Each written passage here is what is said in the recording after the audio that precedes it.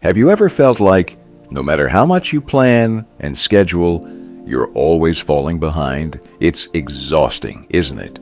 We've been taught that to be productive, we need to manage every minute of our day. But what if that's the wrong approach?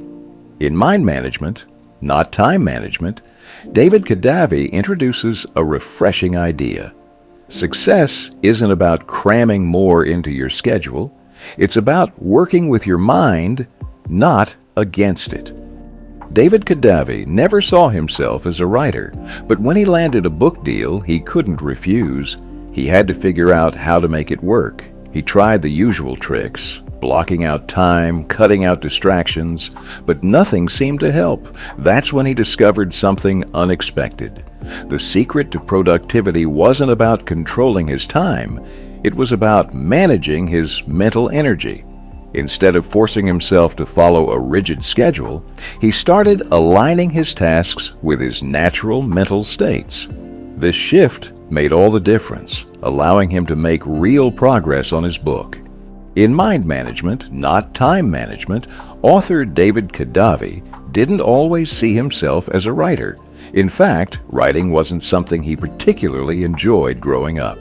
But one day, he was offered a book deal that would be hard for anyone to refuse. Determined to write the book, David began planning his life around it. First, he made sure to carve out significant time for writing. He canceled dinner plans with friends, stopped going on dates, and even started having groceries delivered to save time.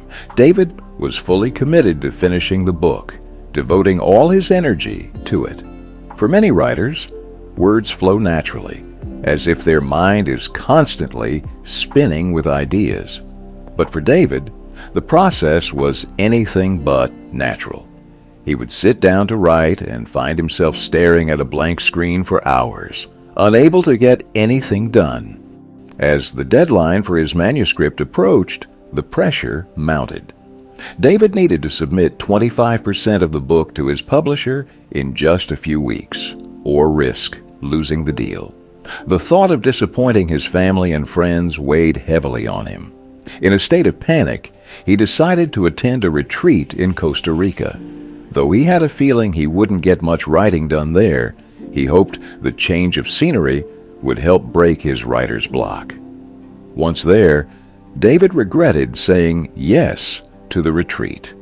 Desperate to clear his head, he left his room and started walking around. That's when he met Diego, a friendly stranger who called out to him from across the road. Diego waved David over, and they started chatting in Spanish. Not wanting to seem rude, David played along and engaged in the conversation. Their talk was brief, but refreshing. Diego simply enjoyed talking about life, the beach, and the rain.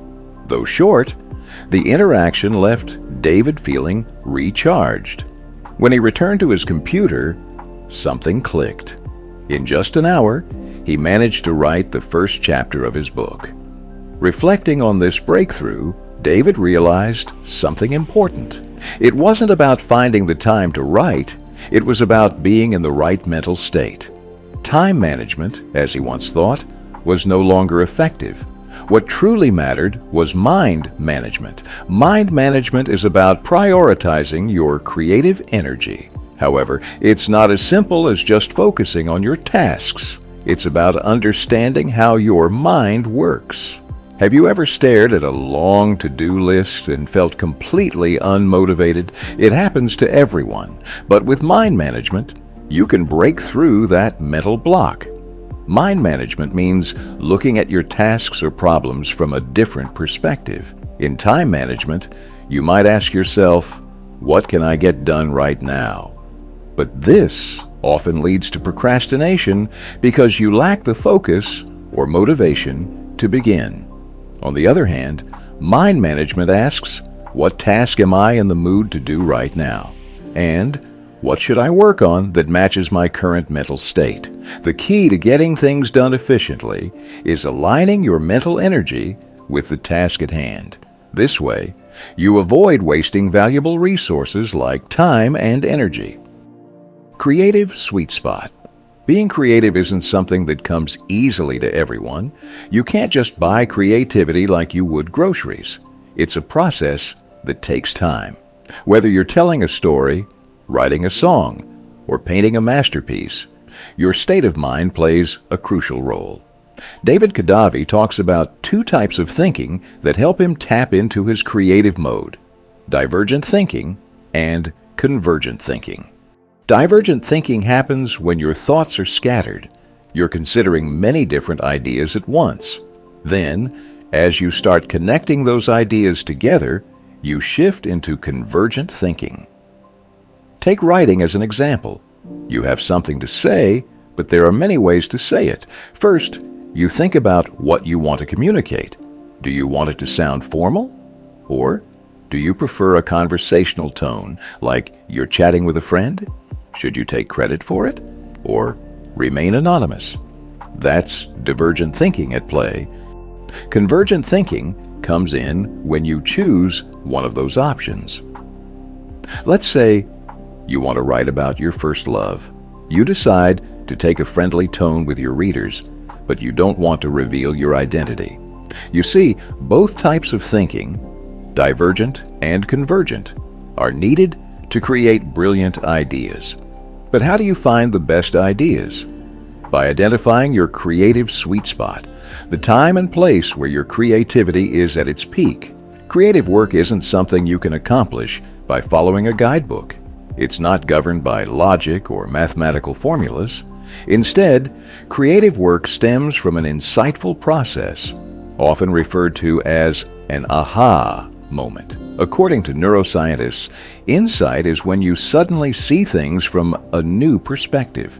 You can think of insight as a eureka moment, the type that brings tears of joy to your eyes because you've finally cracked something. Have you ever suddenly come up with a brilliant idea? That's your eureka moment. Maybe you found the perfect words for a song, or unlocked a crucial plot point in your story. Perhaps you remembered a favorite cartoon character to sketch when you were stumped about what to paint next. That's insight at work. Discovering your creative sweet spot isn't just about finding the right time of day. It's more about recognizing the energy and focus you need to produce your best work. Your energy levels don't stay consistent throughout the day. Some tasks, like work meetings, socializing with friends, or even painting, can drain your energy.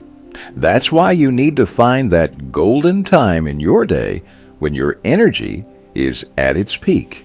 You also need to align your work with your body's natural circadian rhythm, which controls your sleep-wake cycle. Imagine this rhythm as a line that climbs upwards throughout the day. The longer you're awake, the more alert you become. However, this alertness is counterbalanced by your sleep debt system. If you don't get enough rest, your sleep debt builds up, causing your energy to drop. This is why around 2:30 p.m., when your circadian rhythm and sleep debt lines cross, you often feel sluggish and tired. By understanding your body clock, you can better manage your focus. Many people find they are most productive in the morning. For example, top violinists spend the first 2 to 4 hours of their day practicing with full concentration. Famous writer Virginia Woolf and psychologist B.F. Skinner did the same. Morning is often when people are most awake and alert. To make the most of your creative sweet spot, David suggests following what he calls the first hour rule. This principle helps you stay disciplined by dedicating the first hour of your day to your most important project. And it's not just any project, it has to be your highest priority. By focusing on it first thing in the morning, you'll be much more likely to finish it sooner. Does this sound too good to be true? It's not. By starting your day with the task that truly matters, you reduce the chances of procrastination and remove potential obstacles before they even arise. The 4 stages of creativity. Even when you're not actively writing or painting, you're still working on those creative projects in your mind. Creativity isn't limited to the moment you're sitting at your desk with a pen or brush in hand. Social psychologist Graham Wallace outlined the 4 stages of creativity, which guide us through the entire process. The first stage is preparation. This is when you're thinking about every aspect of your project. Who are the characters in your story? How long will your song be? What materials will you use for your painting? This is the brainstorming stage, where you gather so much information about your project that you become like a walking encyclopedia.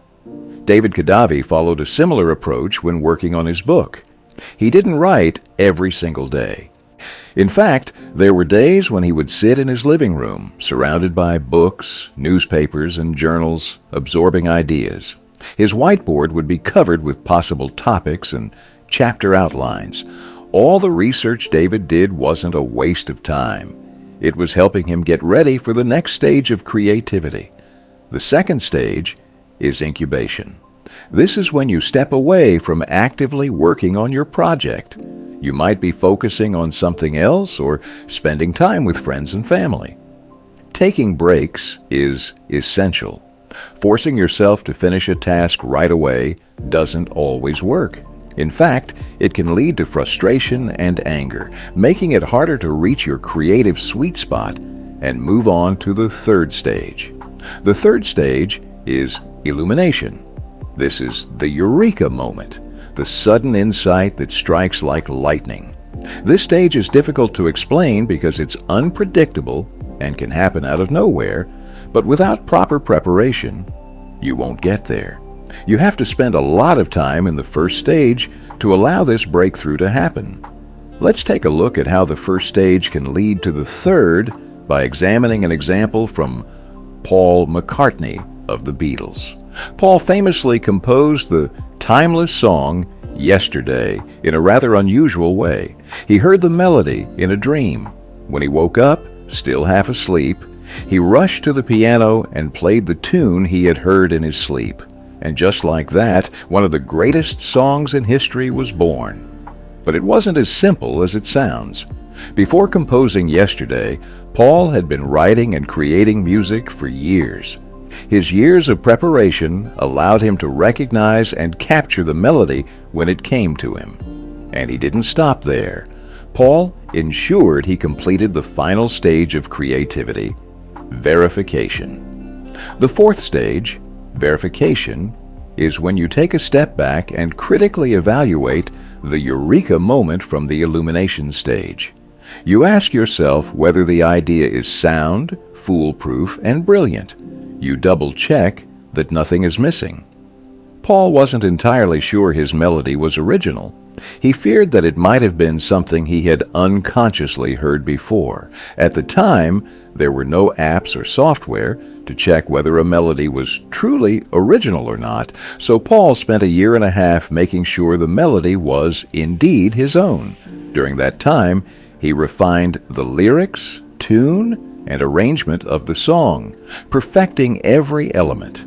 If you don't dedicate time to each stage of the creative process, you won't be able to produce a masterpiece. Every stage is necessary for creativity to flourish, and skipping any part of it would only hinder the final product. The 7 mental states of creative work. David Kadavy didn't have a strict routine or rigid rules for his creative work, but he did have certain tasks and places that helped him get into the right mindset for writing. For instance, he often went to the 95th floor of the John Hancock Center just to jot down some notes in his little notebook. Initially, his thoughts would be scattered, but once he started writing, he would realize what else needed to be included in his book. This place helped him organize his thoughts and gain clarity. Another favorite spot of David's was a coffee shop called Ipsento Coffee. The stunning views and the rich aroma of coffee beans made it the perfect place for him to settle into a creative flow. Just like David, you can align different types of work with different mental states. Your mental state can shift between 7 key states. 1. Prioritized mental state. This is when you're focused on planning. You're deciding what needs to be done and how to go about it. It's also when you determine what's important and what's not. This is what David did during his time at the John Hancock Center, where he would prioritize and strategize his writing. 2. Explore mental state. This isn't about structured research. It's about allowing your curiosity to wander freely without guilt or rigid expectations. For example, you might want to paint something but aren't sure what. As you search for inspiration, you might end up watching an entire documentary about the history of painting, letting your curiosity take you wherever it wants. 3. Research mental state. In this state, you seek specific answers to specific questions. David often found himself in this mode, researching how to structure a chapter or verifying the facts he intended to include in his book. 4. Generate mental state. This is where you actually create. It's the stage where you take the ideas you've gathered in the previous states and put them into action. Whether it's writing your first draft or sketching out your initial design, this is the hands-on creative work. 5. Polish mental state. In this stage, you refine and edit what you've created. You check that your sentences make sense, ensure there are no unpainted spots on the canvas, or adjust the intensity of a color that might need to be lighter or deeper. It's all about perfecting your work. 6.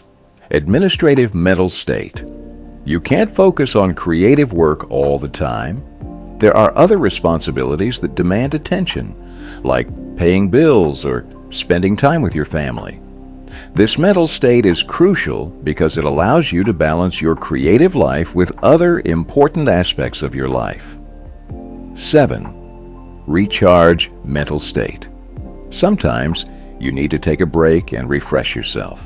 Whether it's taking a day off, going on vacation, or even getting a massage like David does when he feels stressed, this state helps you relax and rejuvenate. Even watching funny videos or a movie can help. Find ways to calm your mind and recharge your creative energy. By recognizing these mental states and learning to work within them, you can optimize your creative process and stay productive while avoiding burnout. Creative cycles. David had an unusual routine. From midnight until 4 a.m., he focused solely on his book. At 4 a.m., he would turn off the lights, shut down his computer, and sleep until noon. In the afternoon, he'd get ready and head to a coffee shop, where he worked until closing time. This is what David calls a creative cycle. It's a recurring rhythm that allows you to progress in your work while giving yourself the necessary time to rest. The creative cycle involves 4 stages: preparation, incubation, illumination, and verification. The creative cycle doesn't have to be based on specific hours of the day. It can extend over weeks or even align with different seasons. Let's look at an example. Beth, for instance, prefers to do the first stage of creativity, preparation, at night. The quiet of the evening helps her focus, and she's able to gather a lot of information for her songwriting. Around midnight, Beth heads to bed, moving into the second stage of creativity, incubation. While she sleeps, her mind takes a break from her creative work, allowing her to rest. By morning, Beth feels refreshed and inspired, transitioning into the third stage, illumination. As she eats breakfast, she experiences an aha moment. The perfect lyrics for her song come to her, and she quickly jots them down on a nearby napkin. Beth then spends the entire afternoon in the final stage, verification, refining her song. She replaces some words with better ones and selects the best instruments to play the tune. There are many ways to manage your creative mind. The key is finding the rhythm that suits you best. Whether it's following a night owl routine like David or a more balanced approach like Beth, creative cycles help you tap into your full potential without burning out. Creative systems. David once found himself in a tough spot. He was scheduled to interview Dr. Rock for his podcast, a figure who had been a major inspiration for him. Dr. Rock wrote the book Your Brain at Work, which had helped David understand how the mind functions in creative work. David considered Dr. Rock his idol, but the day of the interview brought several challenges. First, there was construction happening at the apartment David had rented, and the noise was relentless all day. It was the worst possible environment for recording a podcast. Second, David had recently moved to Panama City to work on his book and didn't know the neighborhood well enough to find a quiet place for the interview. Third, David knew that rescheduling the interview was impossible. Someone as renowned as Dr. Rock was always busy, and this felt like a once-in-a-lifetime opportunity. It seemed like the outcome was clear. David would have to cancel the podcast. Nothing was going right that day. But then, something changed. David's creative system kicked in, and he wrote an email to Dr. Rock. Somehow, his sense of hopelessness disappeared. He tackled each problem head-on, finding solutions for every challenge that had been standing in his way. In the end, David managed to record the interview with Dr. Rock successfully. A creative system is a repeatable process that helps you move forward with your creative work. It's designed to guide you through each step while conserving your mental energy. You can think of a creative system like an umbrella that covers your creative cycles and the stages of creativity. It oversees the entire process. At the heart of the creative system is the minimum creative dose. This is the smallest, simplest action you can take to keep your creative work moving forward. For example, if you're a writer, your minimum creative dose might be writing just one paragraph. Focusing on this small task helps you balance your other priorities while still making progress. Creative work also benefits from open loops. Here's an example. When you feed your cat, you might notice that the food is running low. You make a mental note to buy more cat food from the store. This is an open loop because buy cat food keeps running through your mind, even while you're doing other tasks. Open loops take up space in your brain, and that mental space only clears when the task is complete, when you finally buy the cat food. While this may seem like a negative thing, open loops are actually beneficial for your creativity. They keep your projects alive in your mind, helping you continue making progress. Let's go back to the writing example. If you write just one paragraph for your book, that creates an open loop in your mind that you can return to the next day or the day after. Over time, you'll keep adding more paragraphs to that original one. Even if you don't spend your entire day writing, you won't feel guilty. As long as you're moving forward, you'll maintain momentum and avoid losing progress. The best part of the creative system is that you can have multiple open loops at once. One loop might be about the plot of your story, while another could be about the backstory of a character. A creative system also eliminates excuses. You can't say you don't have time because the minimum creative dose only takes a few minutes. With this approach, you'll always find a way to keep moving forward in your creative journey, no matter how busy life gets. Conclusion. In this summary, you've learned some key insights on how to manage your mind for better productivity and creativity. First, you discovered what mind management really means. It's about setting the right mental state for the work you need to do. Instead of forcing yourself into tasks, you ask yourself, what task am I in the mood to do? And what can I do that matches this mood? Second, we explored how finding your creative sweet spot helps you achieve mind management. By applying both divergent and convergent thinking, you can create those eureka moments that lead to breakthroughs in your creative work. To find your creative sweet spot, you need to identify your most productive time of day. Many people find the morning to be ideal because it's often free from distractions. Third, you learned about the 4 stages of creativity. To create something remarkable, you must go through all these stages: preparation, incubation, illumination, and verification. Fourth, we discuss the 7 mental states of creative work, which help you complete these stages. These states are prioritize, explore, research, generate, polish, administrate, and recharge. Fifth, you learned about the creative cycle, a repeating process that balances creative work with rest. The creative cycle helps you figure out the time frames that work best for you, whether it's a week, a month, or even a particular season.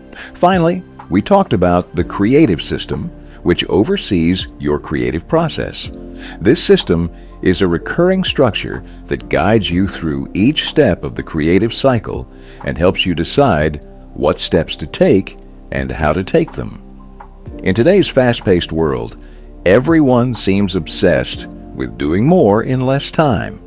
But there's a unique joy in taking things slowly and savoring the process.